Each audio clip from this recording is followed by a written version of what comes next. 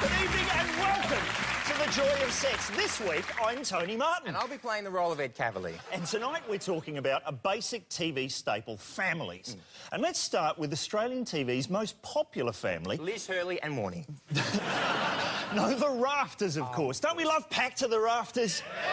Yes, I know. But if there were a TV series of my family, well, it'd be nothing like that. Mine would be called Packed to the Family Court. Yeah, absolutely. My family, more like The Sopranos than the Rafters, That's nice. really, but with just the psychological violence. No need to have someone whacked when you can send them an endless series of passive-aggressive emails. So we're not really the audience for Packed to the Rafters, and to me, an episode is like watching 46 consecutive ads for Meadowlee margarine. Is that... It is. Is that right? No, I'll prove it to you, Ed. Okay. Look, if you didn't know the show and you came across this, what would you think it was? Crazy on a Sunday night. And no, there is nothing more important than family. OK, it's that? so bright and happy. It's like a camera ad. It's like an ad for camera. There's something about the lighting, the voiceover, the kitchen, the way it's shot. I think you could take any 15 seconds from Packed to the Rafters and it'd work as an ad for something. Thanks. Oh, Dad, you don't have to hole up in your room all day. Come sit with me.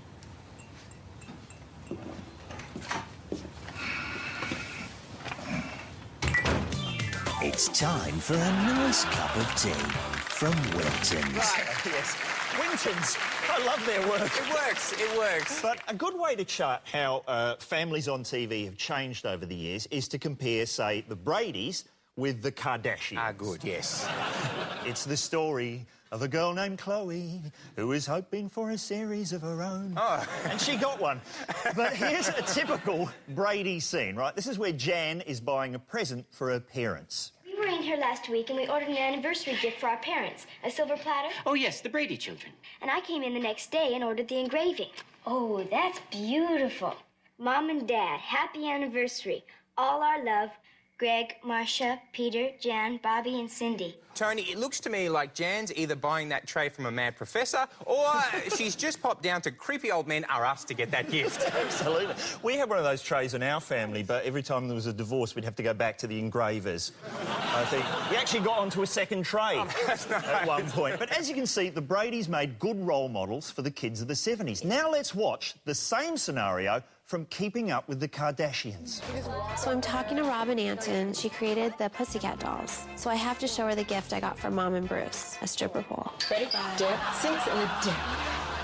Perfect. But she did have it engraved. Ah, that's nice. My dear old mum. A very natural, normal, beautifully contrived situation there. But is that a reflection of changing values in society? I'm not sure. Ed, what would happen if you got your mum a stripper's pole for her birthday? Absolute disaster. I bought her a machine that made ecstasy tablets last Christmas. Didn't appreciate it? She hasn't been back from Ibiza. Terrible. My mum would just say, can you take it back and exchange it for some Midsummer Murders? Oh, that's nice. But, Tony, the Kardashians' real job is to pretend to play themselves on Keeping Up with the Kardashians, right, where every episode is them having photo shoots and then spending the whole rest of the episode complaining about how they have too many photo shoots. That's right. Then, one episode, the producers offered them a chance to do something for charity. Right. They said, what is it? A photo shoot. They said, no. What they'd done was set up a celebrity boxing match. Oh, yeah. Fans were given the opportunity to box their favourite Kardashian for donations. I mean, surely it's just a bit of fun. They're not going to get people who actually want to punch them. Fighting tonight out of the red corner, Kim Kardashian.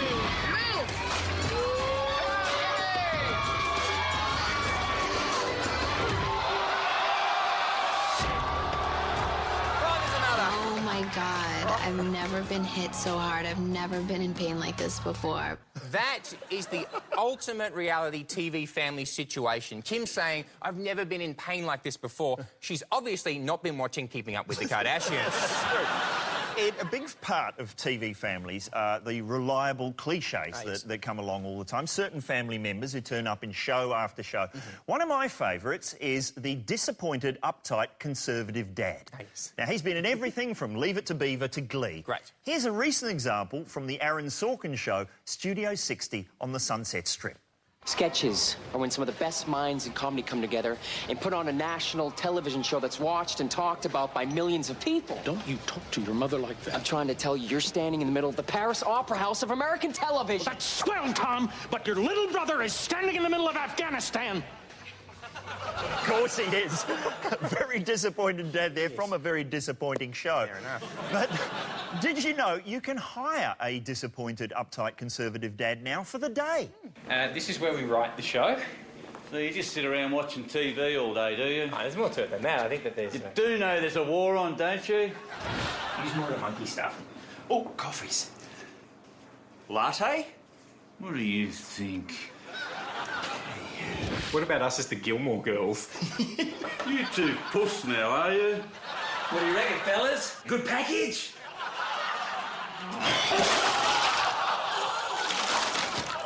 So that's a no on the hot pants? And after the break, we'll learn how to make a show about the fakest of all families, the real ones. Don't go anywhere. We'll be right back. We will.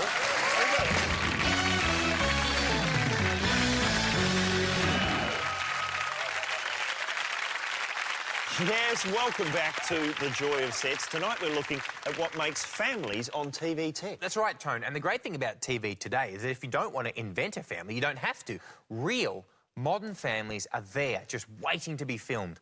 Ordinary mothers and daughters. Just a little pink. Yep. There.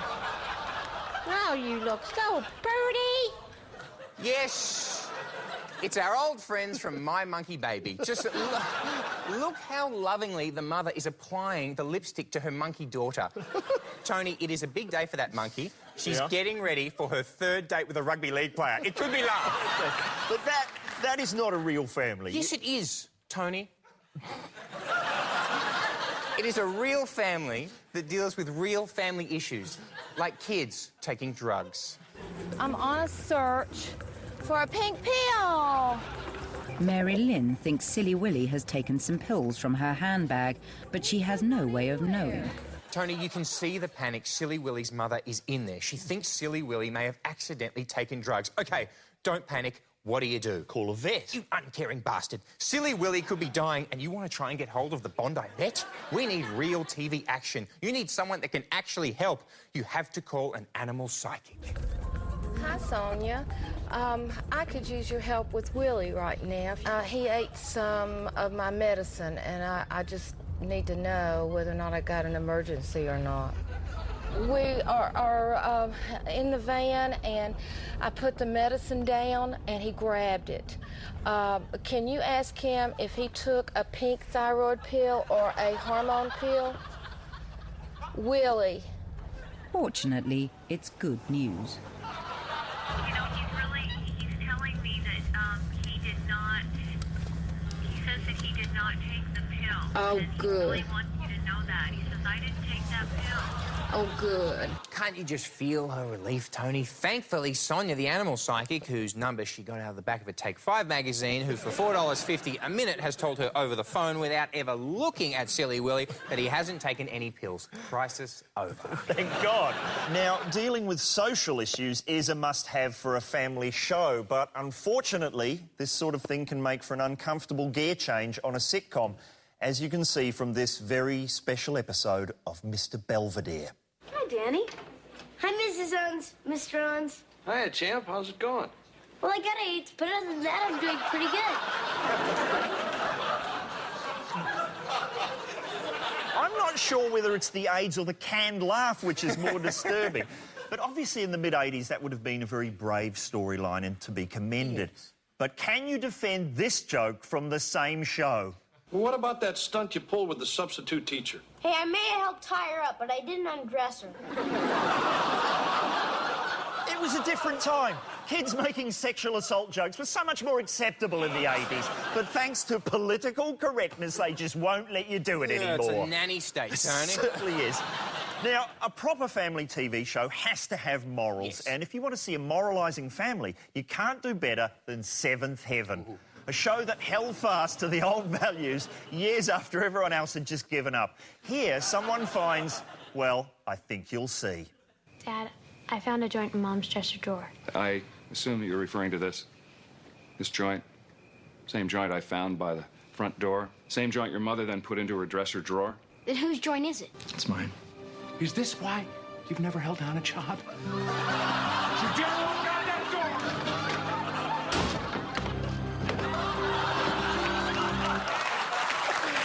Now, do you think the word joint was used enough in that scene? You know, I don't smoke, Tony, but that clip makes me want a joint. Now, nothing brings a family together like a badly edited witch hunt for a stoner. And Seventh Heaven refused to shy away from society's ugly problems. Ed, I hope you were never caught doing this at school.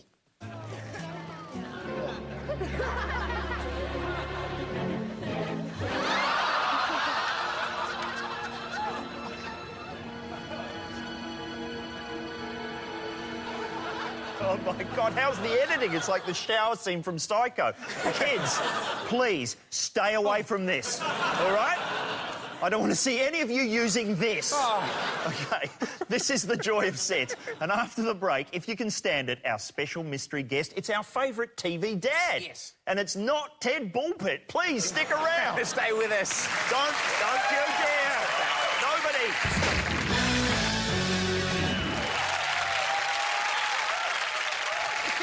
Welcome back to the Joy of Sets. Tony Martin, Ed Kavalee. And tonight we're learning how TV turns families into ratings gold. But before we learn more, it's time to open the mystery door. Tony, wouldn't it be great if tonight's mystery guest was part of TV's most popular family? Oh, my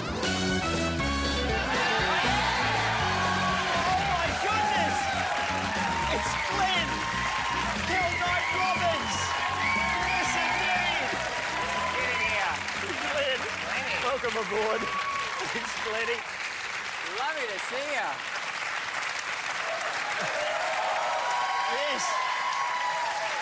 Thank you for joining us, Glenn. Ah, lovely to be here. Now, Glenn, are you straight from the set of the Kath and Kim movie? I certainly am, yes. Are you allowed to tell us anything about it? Okay. 3D? Is that what we're going to see? I'm hoping. So, Glenny, we're very Yes. glad you're here. Yes. Because we've been talking about shows that deal with issues. Yes. And Kath and Kim did not shy away from the big issues. Let's take a look. You're very quiet today, lovely lady. Penny for your thoughts. Oh, no, I'm just enjoying my coolie. No, there's something going on in that pretty little head of yours that you're not telling me. It's Kim. All is revealed, Kel. I now know why she won't go back to Brett. Kel, Kim is a homosexual. Is that all? I thought it was something serious. Don't worry about it. So she's the gay divorcee. Don't make a joke of it, Kel. Oh, come on, we've all been there, done that. Well, I certainly haven't, and you haven't. Kath, I was in the Navy for 6 years. Isn't it great to hear an audience laughing? Yes, it's very nice. These are big issues. I'm proud to hold that mantle. Yeah, I don't know whether you know, but Kath and Kim is on in the UK. Okay. And in the UK, Kel Knight is a gay icon. Whoa. Is it the walk? It could be the walk. Well, I'm not sure. But what I'm worried about is that why isn't it happening in Australia? Why haven't I become a gay icon here? I'm prepared to give it I actually gave it a crack. OK. You gave it a crack, is that... Well, that helps. Inadvertently, I gave it a crack. We were filming Kath and Kim up in Queensland. This is true, I was in a sauna. I can see how this is going to work out, yeah. I was in the nude because it was a male sauna and it was dark. Of course, yeah. And That's anyway, how we met, so I know that you're here.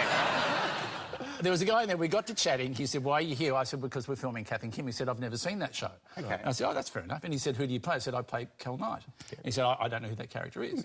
Anyway, I said, that's fine. Anyway, so we both get up to walk out. Of course. In the nude. We step out into the light and he says, oh, now I recognise you. And I say, that's funny because most people recognise my face. He didn't laugh. No. I thought, I've had a crack and it hasn't worked, so therefore Australia will not accept me as a gay icon. No, there's still time. OK, there is but still Kath time. and Kim didn't just deal with homosexuality. No. Kel showed us how to keep a marriage alive. Go, Ken, go, Kel.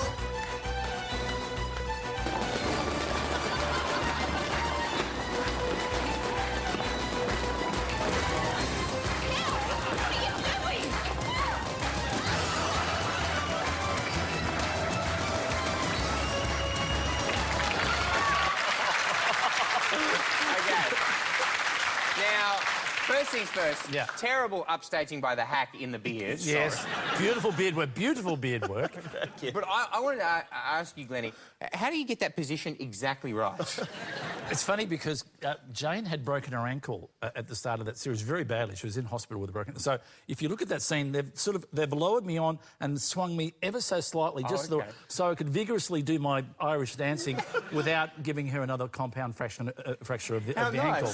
And you would think that, you know, that'd be a bit of a turn-on, but no. The thing I like about Kel is people will always say that, you know, he's not the manliest of dads. Oh, yeah. True. He's a man bag carrier. Well, that's true. Yes. But he can also, if he needs to, he can step up to the plate. Oh, yeah. He fought with Eric Banner. Yes.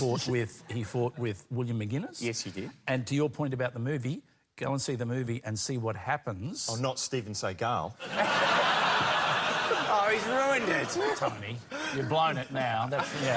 Well, here's a moment where Kel did step up. Kev, what have you been doing in there? You've been gone for ages. Nothing, Kel. Michael just invited me in for a nice drink and a sandwich. Did he just? I know his type. Where is this clown? Kel, that's our 5-minute call, doll. I've got to go. Come on, I'm not even dressed. You'll keep, Bublé. That is my favourite. That's my favourite line. You'll keep Bublé. We had to show that. And Glennie, if pushed, Kel's going to come out swinging. Yeah. So here he comes, doing the dance. Oh, no. Bublé goes to trip. Yeah. Now, what you don't know is that I knew I had to push him off. I got to this point here. Yeah. Ooh.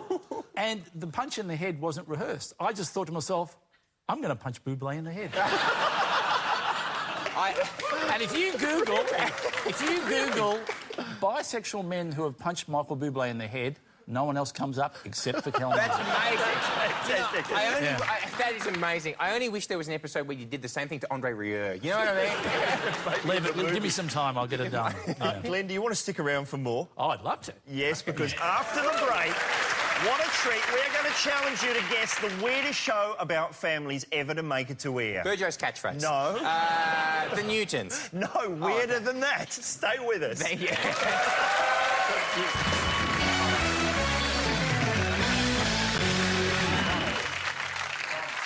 Yes, and welcome back to the Joy of Sets. Tonight we're talking TV families. And we still have Australia's favourite emasculated husband with us, Mr. Glenn Robbins. I'll take it easy.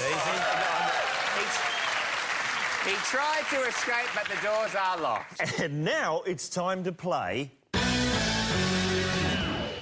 Beautiful work. Here's how the game works. Tony, Glenn and I are going to read out 3 horrible ideas for a family TV show. One of them is real and actually made it to air. You just have to guess which one. And by you, we mean that camera-shy person cowering in the audience over there. What is your name, madam? Kate. Ah, yes. Welcome aboard, Kate. If you guess correctly, you will take home a wonderful prize from our family-friendly Joy of Sets gift shop. Oh, yes, and helping us out in the shop tonight, would you please welcome an original Price is Right model from the 3rd incarnation of the Aussie version, hosted by Horry Dargy in 1963, Miss Claudia Nell! Yes, and up for grabs tonight, it's the Young Talent Time 15th anniversary album from before the trouble started. This microchip, all that remains of the original Bob Morrison. Don't forget to glue the doors shut on this scale model of the General Lee from the Dukes of Hazzard, TV's favourite family of inbred criminals. Or this scale model of Wonder Woman's invisible plane. Invisible landing strip sold separately. Yes, it could all be yours. Fantastic. Beautiful pointing Claudia. Yes. And here we go. I will start. Is it My Dwarf Gypsy Family, a Romanian reality TV show about 2 full-size gypsy teenagers who live, sing and travel with their dwarf parents in a traditional caravan? Or is it Family Island, a Survivor-style show from Germany where parents compete against their own children using lies, paintballs and forced interrogations in the chance to win their own tropical island? Or Date My Mum. Gay men compete to go out on a very special blind date with a hunky new boyfriend. First, the hunks date their mothers, and then he guesses which mum has the sexiest son. Kate, which one is real? My Dwarf Gypsy Family, Family Island or Date My Mom? Date my mom? Is she right? Let's have a look. It was so incredible. Tell me everything. His name is Sam. We did water aerobics. Really? He wore this tight Speedos. Oh, my God. His ass is so tight, Chris. Oh, no. That is irresponsible parenting. Yes, the correct show was Date My Mum, which is just not right. I don't think that kid's going to look in. So much ass talk from those moms. Well played, Kate. But just for playing, you've also won a date with my mum. I have to warn you, she is very handsy and she's addicted to Eckies, but she's good fun. Well, that's almost it for this very special episode. Please thank our extra special guest, Glenn Robbins. Yes.